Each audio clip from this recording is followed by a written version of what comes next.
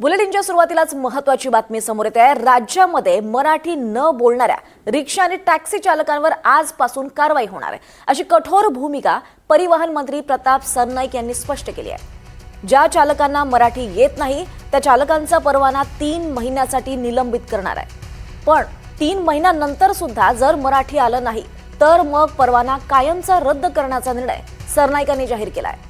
मात्र कुणाच्या रोजीरोटीवर गदा आणण्याची इच्छा नाही, पण चालकांची मगरुरीही सहन करणार नाही असंही त्यांनी मत व्यक्त केलंय। तर कारवाईसाठी एसआयटीची स्थापना देखील करण्यात आली आहे। मुंबईमध्ये 12 पथकांकडून ही कारवाई केली जाणार आहे।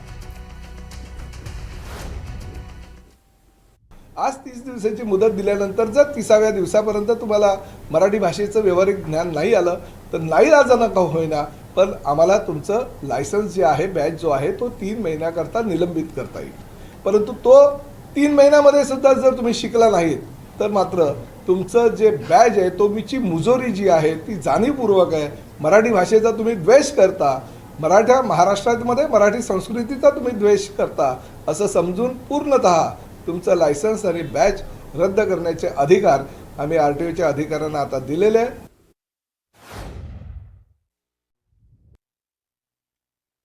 ऋतिक, आपण पाहतोय की आजपासून जर मराठी बोलता आलं नाही रिक्षा आणि टॅक्सी चालकांना तर कारवाई होणार आहे। याची अंमलबजावणी कशा पद्धतीने होताना दिसते, कारण कठोर निर्देश आता प्रताप सरनाईकांनी दिलेत।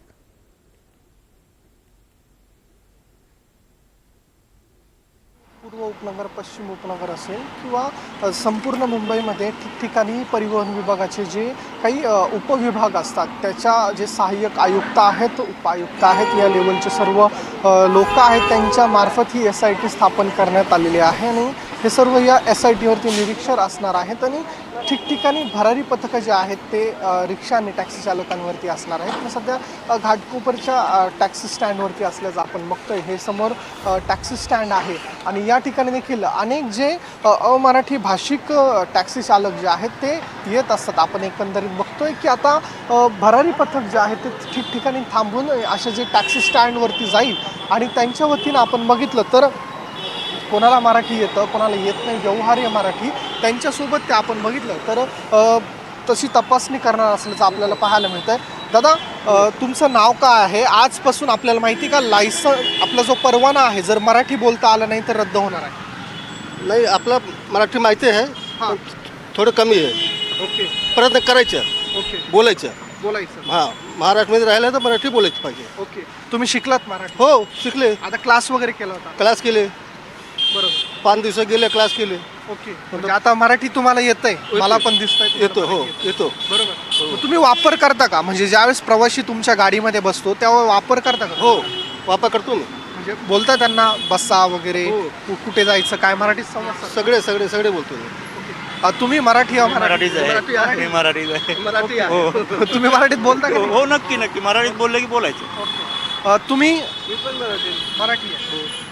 आपण एकंदरीत बघतो का हा टॅक्सी स्टँड आहे आणि या ठिकाणी दादा, तुम्ही टॅक्सी चालवता? हा, मी टॅक्सी चालवतो। तू मराठी येतं का? मराठी येते पण थोडं येतं। ओके, आता माहिती आहे ना जर मराठी बोललो नाही तर परवाना रद्द होणार.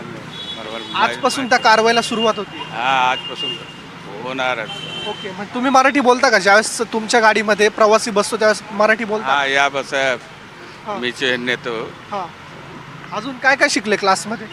क्लास म्हणजे 16 ऑप्शन शिकले मत, हां, 16 एग्जाम दे दे। एग्जाम अभी सर्टिफिकेट मिळाले नाही। ओके, आता आजपासून मराठीचा वापर जर केला नाही तर परवाना रद्द होऊ शकतो, त्याच्यामुळे तुम्ही मराठीचा वापर करणार आहात का? नाही, कंपल्सरी आहे हां, तो आहे, मला पण चांगला बसतो। एकंदरीत घाटकोपरच्या काही टॅक्सी चालकांशी आपण संवाद साधलेला आहे आणि त्यांच्या वतीनं सांगण्यात आलं की कंपल्सरी करण्यात आलं तर आम्ही नक्कीच मराठीचा वापर करू।